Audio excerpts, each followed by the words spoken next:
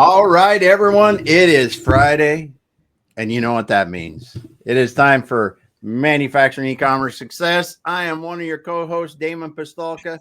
That pretty gentleman right over there is Kurt Anderson, the other co-host. And man, am I excited today because we are going to learn how to start the year strong. We're talking with Darcy Eikenberg today. Kurt, take it away, my friend. Man, dude, what a great way to kick off the year. I've been looking forward to this for months. So, Darcy, Happy New Year. Thank you for joining us. How are you, my friend? Happy New Year, my friend. I am so grateful to be here with you today and just to be able to put some energy into the year already, here in this, we're only like in the 10th day and it feels like so much has happened already. That like 24, went by like that. Now we're already 10 days into 2025. So what a great new year. And so again, like you've been such an inspiration to me and so many people around you, high level consultant. You have a wonderful book that we're going to talk about. And speaking of books, Damon, I have to admire, look over Darcy's shoulder. Do you notice how like it's color coordinated? Is that impressive? Like who thinks of that? Yeah. Right? Darcy, nice touch. You're making an assumption that I thought about that. So, yeah, I don't know. So. Well, it looks wonderful. So give us a little bit. We're going to dive in. We have a ton to cover. You have a lot of, we're going to talk about leading leaders. We're going to talk about like how to like really roll up your sleeves, dive into like just make 25 a wonderful monster year. We were talking before we went live, there's a lot of things going on, tough, mutual friend of ours going through some tough time with natural disasters happening, but we want to stay resilient. We want to stay focused. Like, how can we stay in gratitude, even like when things are a little bit off, but give us a little background on yourself. And then we're going to dive in some tips for 2025. Sure. Well, I serve as an executive coach to leaders of leaders.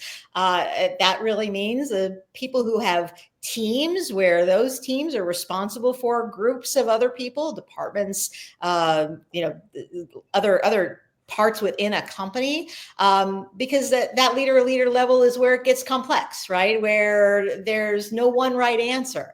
And managing the leaders, being able to lead the leaders means we can actually lead our companies and lead the businesses in ways that work for everybody. So I focus in on that.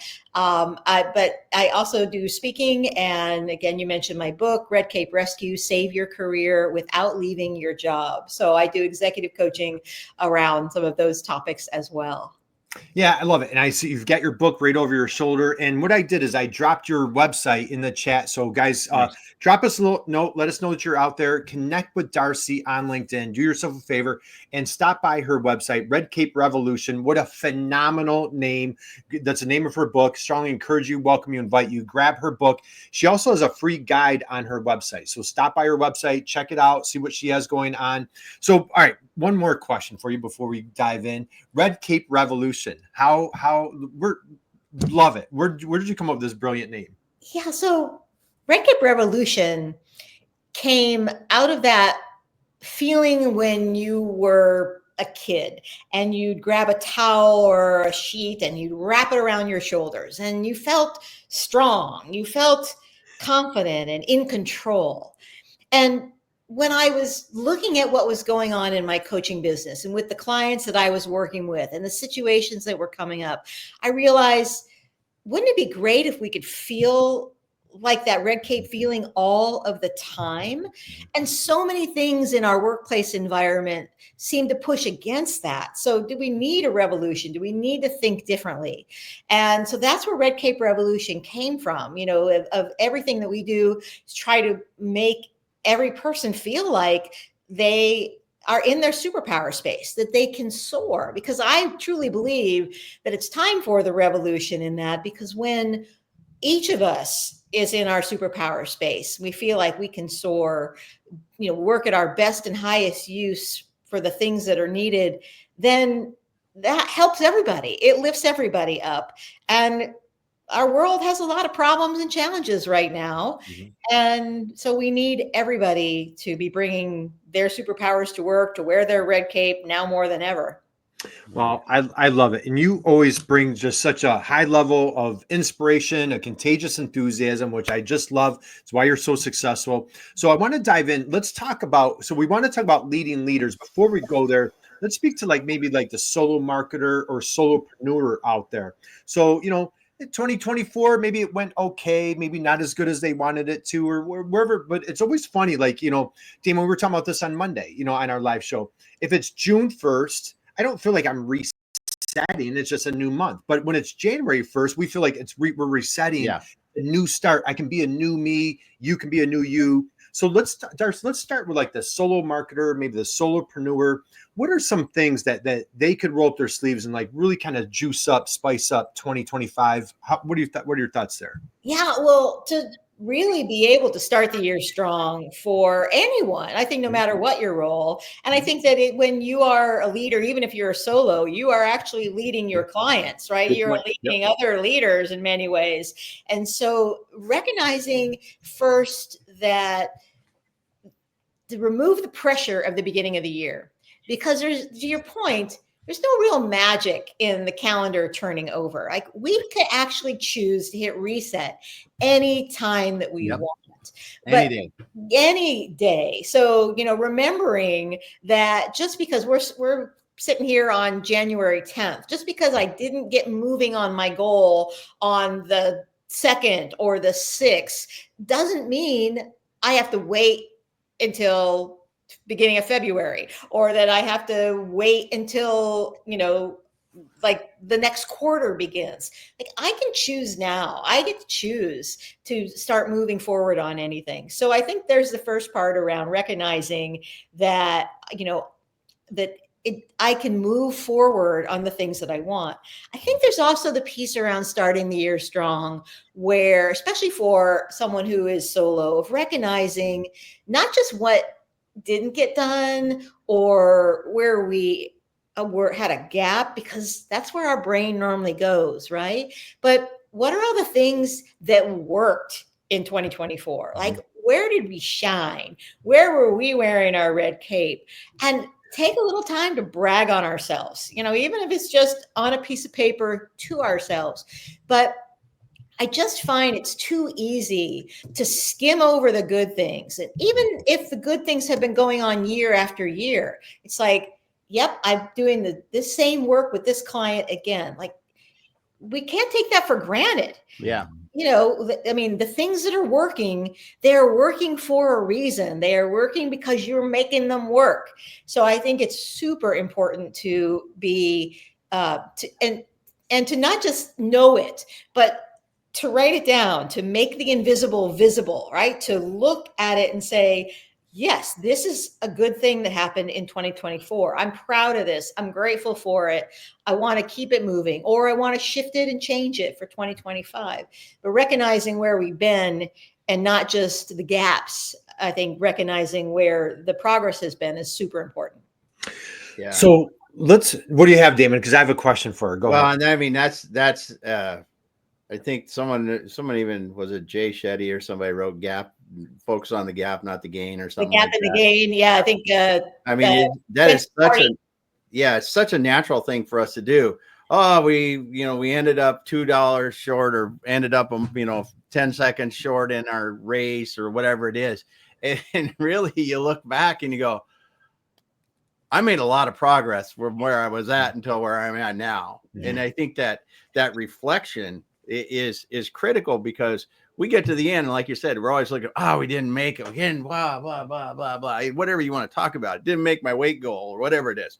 But you made it a ways. You made it partially there. You're better than you were back then. Focus on that. I'm better, and I'm going to get better, or we're going to change this because we learned something, we got farther, we keep going. And that's the real key between, I think, people who long-term over their career, or even in their personal lives, figure out how to live happier, how to have better relationships, how to have more successful businesses, because you got to know what went well, right, and even how far you came when it didn't end up quite where you wanted to be. It's so important. And increasingly, I think, as the sort of the world gets complex and we want different things, it's less about what did I do and more about how did I act? Who am I being? Like, how did I make the choices to get there? Right? It's who do I want to be? Yep. And do I want to be more of that person more often? Yeah. Because the doing, you're absolutely right. We forget that, oh, gee, I only made half as much money as I thought. But wait, like, what did I do to get there? And can I just pour gas on doing more of those things? You know, being the person who is of value and who is making offers and who is reaching out. It's a different mindset than the achievement. Like, oh, I only check off that, you know, these things that I did. Okay. All right, man, I'm loving this. All right, so let's go here, Darcy. Now, and we didn't plan this, so I hope I'm not going to put you on the spot. So the person out there, so, you know, hey, last year went pretty good. I'm feeling pretty good. I'm coming into 25. I feel confident. I feel strong. And that's a superpower. That's one of your red capes is you help executives, leaders on like how to build that confidence, how to take things to the next level. Let's say like, okay, I'm here. I want to be here. To get here, I have to change myself. I can't be the same person this year in 25 as I was last year if I have a new or more ambitious, different goal. Can you just share a little bit, any tips, strategies for the leaders that you work with on like, how can I change me? How can I help elevate me to get to that goal? Any of your thoughts there? Yeah, I think the first thing is really to be clear about what would it look like if I'm at the place that I want to be in the future. So, you know, not what the role is or how much I'm making, but what would it look like? Who's surrounding me? What am I doing? Where am I spending my time? And, you know, what things am I saying no to? Right? What am I taking off my plate? And getting really clear on that vision first. And then when you get clear on that vision, then it's like, well, who does that require me to be? Does it require me to be the person who's less worried about upsetting somebody because I'm going to say no to going to their meeting, or that I'm going to call my client more often to see if there's other opportunities there, and I'm going to, you know, be persistent with the risk of maybe eventually they're going to think I'm too much, or I'm annoying them. But that's okay. Am I doing that because I want to be in service, or I want to be seen as helpful? So I think getting that clarity first is super important, because obviously we can decide to be somebody different, but it's not going to motivate us if we don't see where it's going to, where it's leading to. Love it. So a couple of takeaways right there is like kind of like envision. Damon, we were talking the other day about manifesting, right? Yeah. So if you're into manifesting, and I think a great tip, I don't know if either one of you want to chime in, how to like the power of saying no, right? Yeah. The power of like, again, can't do what I did last year. If I want to do better, bigger, stronger, whatever this year, do you guys have any tips, advice as like, how do you get comfortable out of being uncomfortable to say no?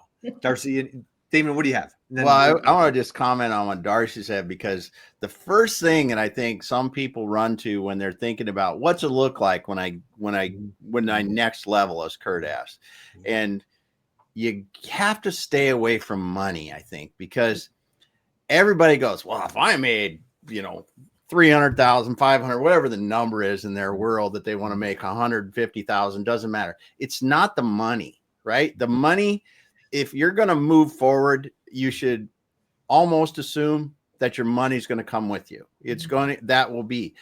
But when you focus on something like that, you can get there and you feel so hollow inside that you're just like, I am not in a place where I want to be. And I think you said something very important is who are the people that are around me? How do I feel? What does my day look like? Because if you get there and you realize you're doing something that's sucking your soul and will to live out of you, then it's not going to do you any good to move there. That's right. And because you focus on money and it screws things up, I think. Yeah. And, there's a lot of ways to get to $1 million. Some of them are not legal, some of them are not ethical. Some of them, you're right. You could wake up with $1 million and have no family around you, or not have your health, or so getting clear, about like who do you want to be there. And I think also I think there is a piece of belief, so having role models, having sort of character identities, or of using somebody else that you see in the world. There's a phrase that jealousy doesn't have to be a negative thing. Like jealousy can inform you of what you want more of, like when you use it as a healthy jealousy, like, wow, Kurt and Damon have this awesome live show. They show up for their people. They talk to cool people. What is that saying that I'm interested in that? Maybe I can try something. I can try an identity where I'm going to show up and be visible for my people. I mean, there are ways that we can make that real, make the invisible visible. And you use the word manifest, the interesting science behind some of that. I mean, manifest is just making something happen, but our brains can be very visual. And if we can't really see it and feel it, then it's hard for us to get into action and consistent action over time to be able to get to, maybe we don't get to exactly what, we're envisioning, but we're going to get a hell of a lot closer if we can see it and take consistent action toward it. Well, I agree. Damon has a book right over his shoulder called Traction. It's wonderful. It's about the EOS system. And in that book, they use a quote with one of the coaches from the Pittsburgh Steelers way back in the Steel Curtain days. They envisioned winning the Super Bowl, and so well, it worked. They won 4, so it's like, how do you manifest? Like, what's the win to you? The promotion, the for our entrepreneurs out there, the new client, taking your business to the next level, that type of thing. Darcy, let's go here again. So if we're talking, say, solopreneurs, solo marketers, or like you said, it could be anybody out there. We're going to dive into leaders. Before we go there, I've had the honor and privilege of just what a blessing you've been to me in my life past few years. You and I came together in a group, in a community. Sure. And we were in a mastermind group, and it just, boy, you talk about iron sharpens iron. Like, we were in a group of just really amazing, incredible, high level people. And you just feel like the rising tide, right? Like it takes you to the next level. How important has it been for you in your life, and or slide into, like, as you're coaching your clients, how important is community, mastermind, kind of like, that iron sharpens iron? How important is that for folks out there? Yeah. Every bit of progress happens through people. I think we sometimes can get so isolated into our area of expertise, our tactics, our tools, or what have you. But when you really look at where progress is made, where advancements are made, they're all made through people. The idea of the one person sitting in the lab, just doing things over and over, that's not how innovation is created today. That's not how new progress happens. So, and at the same time, we're at the intersection of people feeling lonelier than ever, people feeling disconnected as opposed to feeling in community. And so I think it takes even more of that intentional energy to say, I need to get myself in community. I need to connect with other people, whether it's something formal and structured like a mastermind that we were in, whether it's a community of like-minded people, maybe even in my physical community, right, in my town. Or if I don't see where, I don't have it, maybe it's my turn to go first and just create it. Like, let me invite some people. And we can do that even within our organizations. It's amazing to me, how many people, even at very senior experience levels, feel like they just don't have enough time with other interesting people they can learn from. And I say, well, why don't you invite somebody for lunch or coffee or breakfast? It's like, oh yeah, I can do that, right? It's we've forgotten some of those skills that actually, in our parents' day even, were how work and innovation get done. And as technology has taken a bigger role, I think we were losing some of those skills, and maybe even we're over indexing on like feeling uncomfortable or the awkwardness of another person might not want to go to lunch with me or might not want to have breakfast with me, and not realizing like that's okay. All we need to do is what we can control, which is it's my move. Let me start first. Let me reach out. Yeah, just ask. And I think a really important point there. So even if you're a little bit on the introverted side, is, get on LinkedIn, follow some folks that are in your space, join a group, like you're saying, get out into the local community, get involved, or God forbid, like roll up your sleeves, you be the community leader, you start your own group, and these live, it could be a LinkedIn live, it could be a video. Just, when you come in fiercely as a community builder, Damon, we're always using that line, educator. So great opportunities there. Speaking of education, let's dive into, we want to talk about leaders. And so we're talking about leading leaders. And again, like this is if you're just joining us here, we're here with my dear friend, Darcy Eikenberg. Please check out her website. I have the link in the chat, so check that out. She has a free guide. She has an amazing, incredible book. So she's just a powerhouse. Darcy, let's talk a little bit. Leading leaders, any tips, advice? Let's start there. Yeah. So, and in the context of kind of where we are today and thinking about starting the year strong, I think that when you're a leader of leaders, you do have to recognize that you are becoming somebody new, right? And many times the leader of leaders came out of a particular lane, like they came out of finance or they came out of marketing or what, but you now have to have a broader view. And I think the challenge that a lot of leaders are having is helping everybody else elevate to those broader views. How do we help our teams feel like one vision, one company, as opposed to, all these different lanes? So what does finance think? What does HR think? What does technology think? What does compliance think? And this is the challenge. So the leader of leaders has to, first of all, recognize that the only way that in today's environment that we're going to manage the complexity, that we're going to grow further, is by making sure there's time invested developing their core team, as much also for their growth and development and for their peace of mind. Because I think one of the challenges that I see with a lot of leaders, and this could be in the C-suite, it could be in a department or on a project, but when you're working with people who are managing other people, how do we create better communication tools? How do we make sure we are communicating differently and at a higher level, and not just tactically, not just one from column A, one from column B, but how are we actually thinking differently about communication? Because getting to our bigger goals isn't going to happen if we're not really, if we're like at crossways and we're not really being clear about what do we want and what does the company need and how do we keep that in mind first. Any particular, I'm going to use the word fails. Any particular, are there things that leader has great intentions, they come in and just, I went up to the plate and just totally whiffed. Are there any tips that we should try to maybe stay away from that you've seen with all the leaders and executives that you've worked with?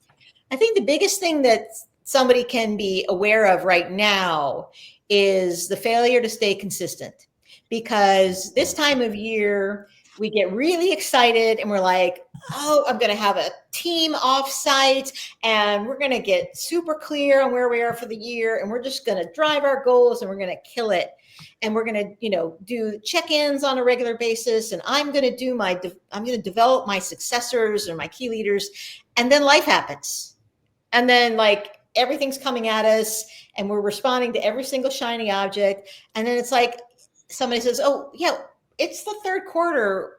Were we going to have another retreat? Were we going to talk about what we decided we would talk about in January? They're like, oh, we don't have time for that. Mm-hmm. So this is one of the reasons that when I work with leaders and teams, what we'll often do is set up the entire year. We'll set the commitment as, I think of it as an arc of conversation. Mm-hmm. Right? It's the commitment. And this is where involving somebody externally can be helpful, right? Because they can hold you to it. If you've got time booked, with me, with you, with some, you're going to keep it on your calendar. You're going to show up. Right. But if we aren't intentional, we get inconsistent on it. It's easy for these bigger things that actually in the long run make work better. They may seem like they're optional, or they seem like they're secondary. But so the consistency, and setting yourself up front to be consistent, it's kind of like knowing that you've got, healthy groceries coming in at the beginning of the week is a lot easier than it being Thursday night. I'm like, let's order out for pizza because I don't know what to eat. Mm-hmm. So how do you set yourself up to be consistent? I think that's the biggest fail that I see, of good intentions of like, yes, I know we need to collaborate better. We need to communicate better, but not being consistent and following through on what it takes to create those changes and install them in your organization in a way that makes it stick. Yeah, that's huge. It's huge. Just taking that time. A couple things. The consistency is massive, right? And what the one thing I love about working with manufacturers, if they know anything, they know consistency, because they got to produce stuff over and over. It's got to be good every time, blah, blah, blah. That's awesome about them. And if they can just take that same kind of, people can take that same kind of consistency into your leadership development and communicating vision and measuring results and do the kind of things that you need to do, you can do it. But if you're inconsistent, like if we want to build our leadership team and we have this thing in January and we're all excited for it, and we don't talk again until June, we're doing ourselves all a disservice. But if we took 30 minutes a week to discuss it, even, and only discuss the most important thing that we wanted to do, and if we have 10 things to do, just focus on one, or what you can get done even in 15 minutes a week. How much farther are you going to be ahead by June just with that consistency? Right. And you make such a great point about in our professional work, like, so manufacturer, everybody knows the stuff that they have to get done every single day to get to the outcome. But when we're talking about the things that make that work better, which are people behaviors, how we're communicating, how we're making decisions, it's so important, how we're saying no to things, how we're making choices for the future. Those are things that never feel like they get enough airtime. Mm-hmm. And those are things that when there's a hiccup in your business at some point, which there will be, there always is, right? A new competitor comes in, an expense goes up dramatically, a key employee leaves. Those are the things that getting that infrastructure in place, investing in that infrastructure of your leaders are working smoothly. It helps everything else go better. But you're right, it is not something that seems as prescriptive, but you can make it prescriptive. You can make a commitment and be consistent to it and measure progress and output in it in the same way you can with a product. Mm-hmm. Yeah. And I think there's some simple things, if we're talking about leaders leading leaders, one of the first things is just schedule it on your calendar. Yeah. Schedule it out for the whole year. Mm-hmm. You know that Tuesday morning, 7 a.m., I've got it every day. This is what we're going to, or every week, this is what we're going to do. Our team is going to do this. Meet unless there's something horrible, you're meeting. And it's got to be pretty darn bad. I mean, you got to be down with the flu or something, right? Yeah. Because if you do that consistency, that commitment, and you as a leader, what is one of the most important things you want to teach everybody else in your organization? It's consistency. Right. Mm-hmm. Right. Making a commitment and following up on it. It's interesting. I haven't read it yet, but I read an article about, there's a new book around NVIDIA, the chip maker. And the CEO of that has a process where in his leadership team, every Friday, there's like 2 or 3 questions that go out automatically. And then they email back to the CEO, by Monday or end of day Monday or whatever. And he reads them all, but and they are sort of thought-provoking, not just what did you do this week, but sort of thought-provoking questions. And, the tools to do this are pretty simple, right? I use a tool in my business that just attaches to Gmail of being able to send out some repetitive, but it's that prompt. And it allows someone to keep in touch, to be able to surface new ideas, to smell where things might be going awry beforehand.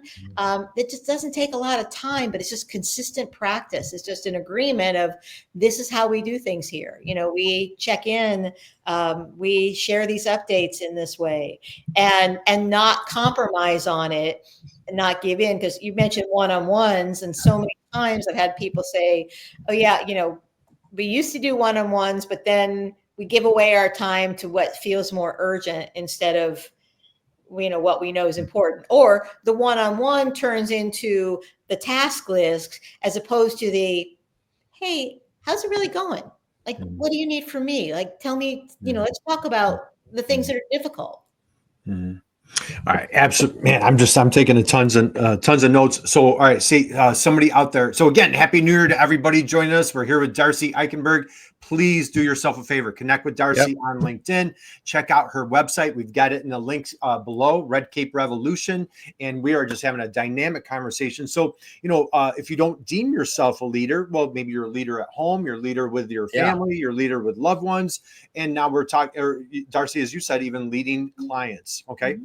Leading leaders, what a great way to elevate other leaders. That's a great way for you to become a better leader, is to create leaders, right?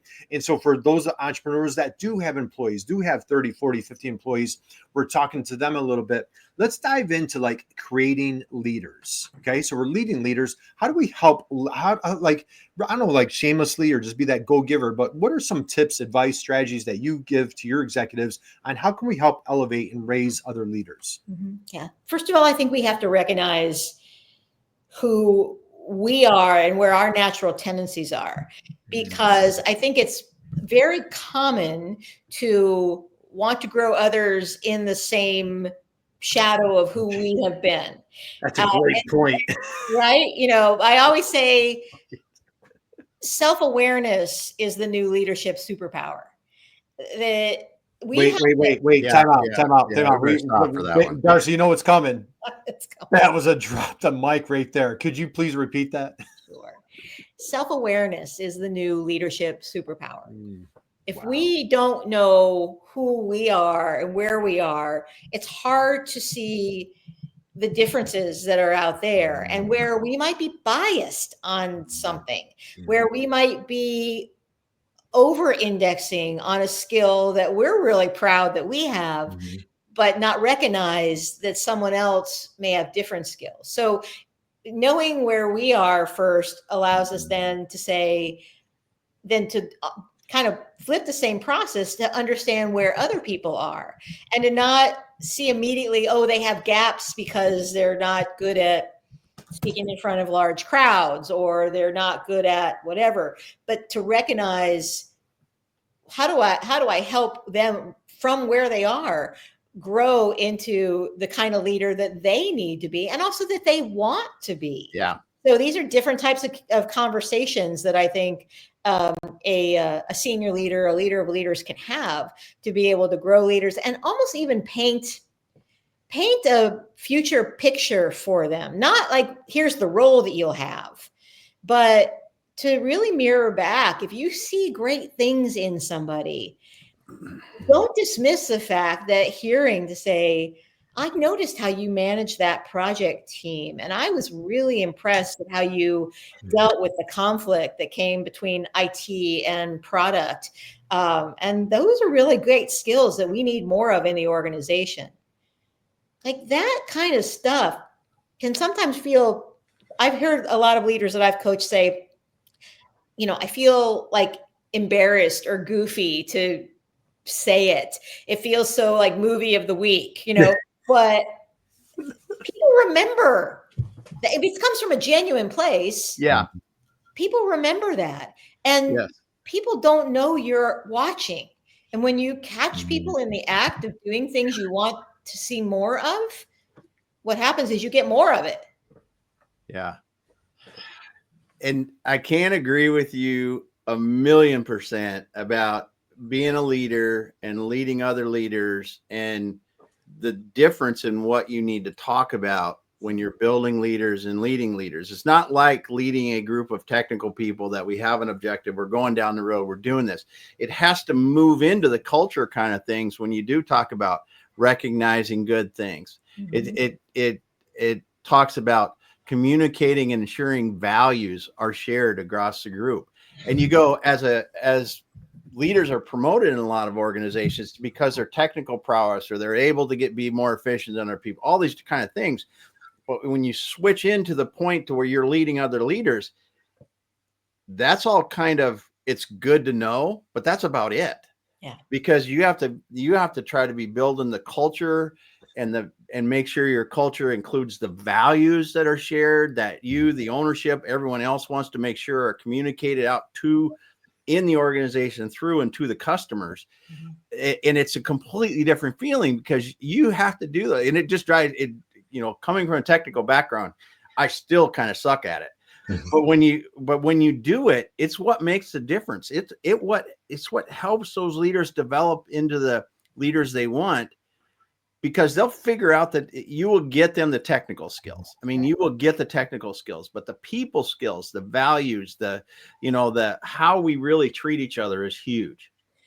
Yeah. And increasingly the technical skills are becoming commodities, right? Yes. We can outsource things. We can AI them, right? I mean, there's so many things that we used to have to only go to Sue for because Sue was the expert. But as Sue grows, Sue doesn't need to be the expert in everything.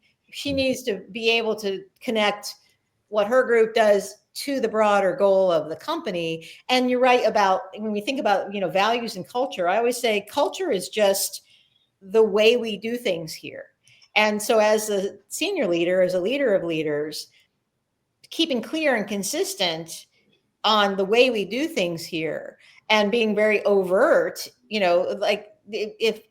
because sometimes cultures are created inadvertently, right? We reward the culture of just get stuff done at all costs, even though it might take us 3 times as much time, or we might, bruise up a lot of people along the way. Or the culture of let's do it right the first time. And what does that mean for us to live up to that, and live into that? Okay, man, is this good? All right, so self-awareness. So Darcy, I'm asking for a friend. Okay, how do you a friend of mine asked me to ask you, how does a person how do you improve your self-awareness? I couldn't agree with you more. I love there's a tendency like, hey, I want this person to be like how I do things. Maybe you're at home, your kids, whatever. And then in your business, how do you have that self-awareness? Any tips, advice there to kind of step back and let this person shine to be the leader that they can be, not how as a leader we want them to be? Right. Well, I think the first part of the self-awareness is that you have to have time alone with the most important person in your business, and that is you. You have to be able to take that time, and whether that's in, sometimes this is where the value of working with an executive coach comes in, right? It is a time booked on your calendar with somebody else who is going to ask you the hard questions, make you slow down, make you stop and think. I mean, certainly we can do some of this on our own. There's great books out there. There's great tools, but we have to decide that it's important enough for us to put time into it. And when you're at a certain level of leadership, time is the thing that's more valuable, right? Like money, you've got money. You can, you may always want more or not feel you have enough, but how do I make the most of my time? So that is something where a coaching situation, or even if it's a group, can sometimes help to get to that piece faster. But I do think that asking yourself the hard questions, what are the things where I am strongest? What are my beliefs about how work has to happen?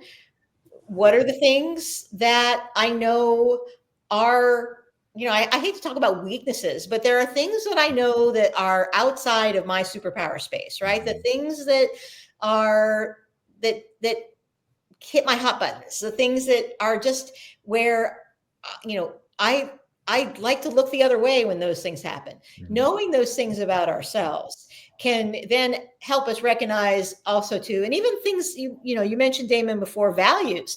Am I really clear on what my personal values are? Because sometimes when another person is rubbing against us, it's because we have a values mismatch. It's not because they're good or I'm good, they're bad, or whatever. For example, I had a client where what she discovered as she was doing her own self-evaluation, in our coaching environment, was that she had a very strong value about cooperation. But when she looked at one of the relationships on her leadership team where they just didn't seem to click, she realized, just looking at the person's behavior, that they really valued competition. So both of them are excellent. There's no right or wrong value, but you put them together next to each other, it's like two keys on a piano, right? Yeah. It's not music, it's just noise. So understanding that about yourself helps you understand something about someone else. Yeah. Okay. This is so I'm going to cite in here. So I just finished over the holiday. I read a great book. It's the No Rules, the Netflix book that Reed Hastings, the founder of Netflix, wrote a book on like how they built such a powerful culture. And I think it says no rules rules. Oh, and okay. like their whole MO is like, getting rid of rules, vacation time, and this, that, the other thing. And through the book, Darcy, you're going to love this. They use the term brilliant jerks. And so you and I have a mutual friend. He's a high level exec, like Damon, you know him very well. He coaches CEOs and coaches high level executives. We all know who I'm talking about. And he uses the term, like he coaches brilliant jerks, like the difficult, challenging people in an environment who they are brilliant. They are visionaries, but boy, they just have that social awkwardness, or like you're saying, like maybe that competitiveness is just like rubbing everybody the wrong way. Darcy, I don't know, how many people can have that, like look in the mirror and say like, oh, oops, I'm the brilliant jerk. Are there, so like, if we are really struggling, or maybe like, what, like I'm having some challenges with work relationships with customers, maybe I do need to look internally. How can we look and how can that brilliant jerk, and maybe myself, like how can we look at ourselves really inside and say like, how do I make an abrupt change? So you're offering some wonderful suggestions, but say like I really need some like deep therapy, like I need to make a change. Well, I think that if you have a sense that might be you, it is following that spidey sense. And I think asking for a friend, right? Yeah, asking for a friend. I was just going to go there. In our reality, we know when work's not working for us, right? Yeah. And we can make a choice to play the victim mode. We can be like, oh, well, my team, they're so irresponsible, or no one takes accountability, or they're lazy, or so when we start to hear ourselves, and sometimes this is a good thing to bring in our significant others on, just as a mirror. Like if we don't have an external coach, just as a mirror, like if we start to, everything is in victim mode. And it's not getting us anywhere, because quite honestly, every movie you've ever seen, the victim never grows. Like the victim doesn't really get what they want, right? Unless like a victim of a crime who becomes the hero of the film. But like when you're in victim mode, you are helpless. And I personally don't believe that any of us are ever helpless. I believe we have more control than we ever imagine, because we only control three things: what we say, what we do, and what we think. We never lose that control. We can opt to not use it and be the victim. So to your point, when you are hearing yourself, you're always in victim mode. You're always in like, oh, woe is me mode, and you're tired of it. Then I think it's the time to say, okay, what's the action I can take? What can I control? And that may be, do I need to say things differently? Do I need to like ask some questions of somebody else instead of, oh, this team never keeps their commitments. Can I actually ask the question and say, help me understand, here's what I notice. I notice that when we commit, we agree on this, it doesn't happen. Can you help me explain what's happening here? Can you help me understand what's happening there? Going into it with a different mindset and a different type of question. I mean, there are ways that we can change how we approach each other. This is the perfect time of year to even do that, because sometimes people say, well, I've never asked a question like that, or I've never had a conversation like that. That's going to feel weird to somebody else. I think it's a good place to be able to say, it's the beginning of the year, new year. I've been thinking about what's working for me. And I realized there's some things that I'd like to try to work on or change. So I'd like to have a different conversation about this thing. Are you up for that? And people remarkably respond to you asking for something different than what you'd had before. And it's just such a powerful strategy to be able to get different information, but most importantly for you to put the muscle to try to put on, to use that muscle of doing something differently. If you're not getting the results or feeling the way you want to feel, you can always try something different. Yeah, I love, and what I'm hearing is like really taking a step back and like, get a healthy dose of humility. Number one, number two, maybe just like listen. And I was just listening to a podcast this morning, and it was like, how could you really train yourself to ask better questions? And I feel that's exactly what you're saying is like, how can I ask the better question if it's, definition of insanity, just, doing the same thing over and over. Right. All right. So this is phenomenal advice. I know I could keep you all day. And again, like, this is just for me, Darcy. Like, you're just coaching me. I like David. All right. So let's go here. If, the saying is, if you pay, when people pay, they pay attention. If any of this, struck a chord with you, man, I encourage you. I invite you, welcome you, reach out to Darcy and, get a coach, I go to the gym every morning. Well, now all the New Year's resolution people are there and it's a great time. Maybe you're doing things differently, eating healthier, newness with relationships, loved ones, what have you, but even a great opportunity, treat yourself to this, to be a better you, to change you. And, and Darcy, just talk a little bit about like a coaching relationship. If somebody like, you kind of piqued my curiosity about that. I've never hired a coach. What does that look like? Yeah. Well, first of all, I mean, a coaching conversation, a coaching relationship is a very private, confidential, for a trained professional coach like me, I have a code of ethics around confidentiality and around non-judgmental, if that's a word, non-judgmentalness. But, so the biggest thing that I find keeps people from coming to coaching sooner, or they say, oh, I wish I had done this before, is not because they're looking at other coaches. It's they are judging themselves. I always say my biggest competition is not another coach. It is the person who's eventually going to, invest in themselves through me and hire me to work with them. And so, I think too, in a leader level coaching, a higher level coaching engagement, my job is not to be the expert in your business. You are going to be the expert in your business. And oftentimes I can remind you of that sometimes you forgot that you know a whole lot more of what works and what doesn't than you give yourself credit for.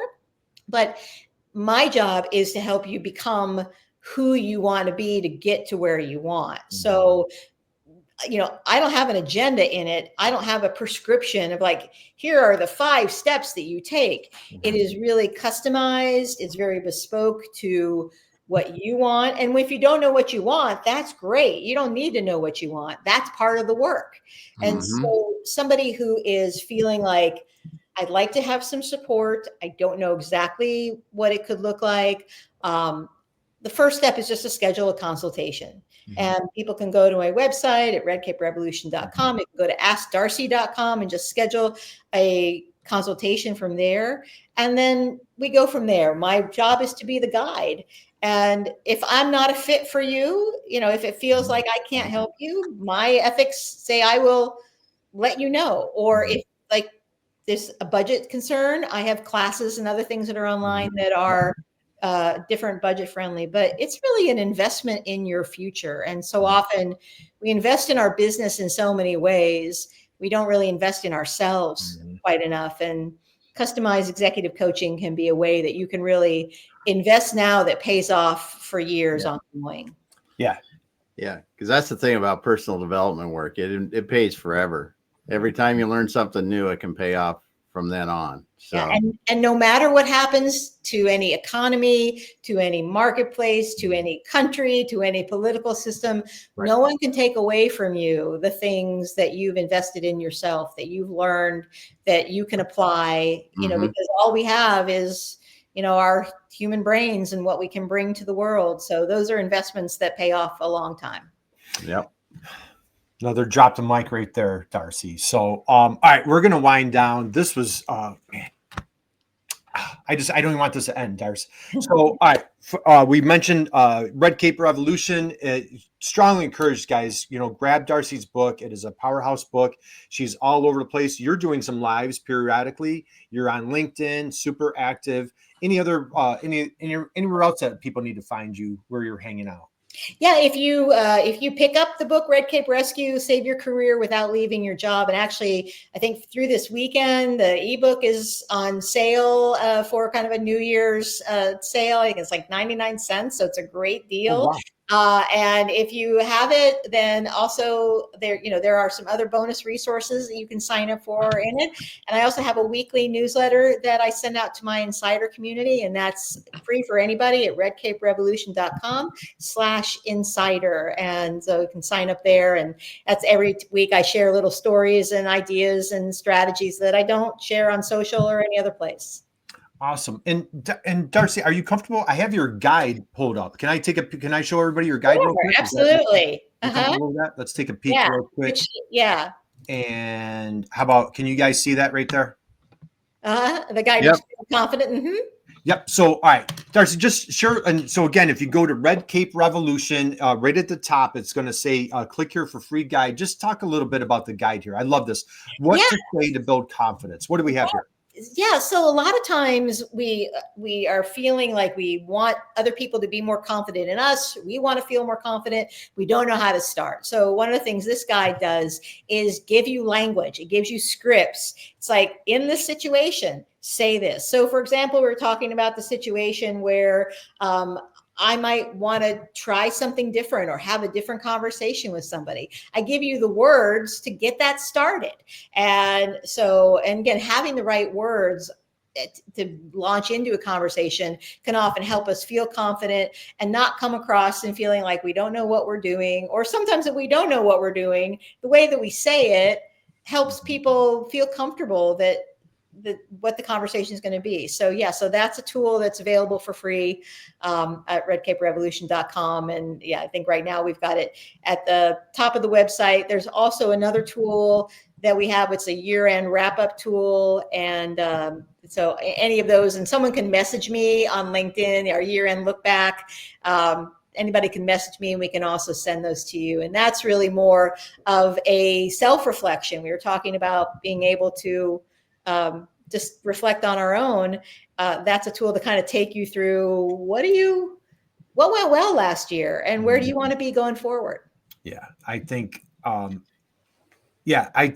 investing, as you said, Darcy, investing in yourself. I took that for granted. I guess if I could do things, when you get a certain age, you're always like, oh, if I could go back and do, I think investing in yourself. And like I said, when people pay, you pay attention. So it's easy, like, oh, I'm going to do this, or I think I'm going to do it. But when you invest in it and you've got skin in the game, that's when you can really start seeing results. And again, iron sharpens iron. Hang out with amazing, incredible, wonderful people. Darcy, last parting thoughts, words of wisdom for people to go out and crush it in 2025. What do you got for us? Remember that somebody out there needs you. So don't hide. Man, we're just going to savor that one. Remember, man, is that the truth or what? You just never know of a life that you can change with a LinkedIn post, a social media post, a blog post, a conversation, a text, a tweet, or whatever. A reach out, an invitation to just talk, to have a phone call, have a breakfast, have a Zoom call. Yeah, it's your move, right? So somebody Mhm. needs you. You It's never your move. So, all right. So for Darcy, throw on your red cape, go out and just absolutely smash 2025. Damon, how about we give just a great time? You know, if you've been hanging out, man, we've been here for 55 minutes almost. Great opportunity. If you want to stand up, give a little stretch. And how about a big, big round of applause to our dear friend, Darcy Eikenberg, for just kicking off our new year. Anything that you missed, boy, go back, hit the little replay button. If you're catching this over the weekend, you're out walking a dog, having a great time, spending time in nature, whatever you're doing, it's a great opportunity to just kind of like invest in yourself with the tips and advice that Darcy shared with us. Damon, your closing thoughts for today. Thanks so much for being here today, Darcy. It's tons of fun. I think it's a great way to kick off the year to really just get yourselves moving in the right direction. You guys rock. I love you much. What you're doing is terrific. And I know you inspire so many every single time that you show up on screen. Well, thank you. God bless you. We love you. Hang out with us for 1 second. Guys, go out and just, Damon, what we'd love to say, go out and be someone's inspiration, just like our dear friend Darcy was, and you're going to make the world a better place. So, Darcy, hang out with us 1 second. You guys have an amazing, incredible, wonderful weekend, and we will see you guys next week. All right, everyone.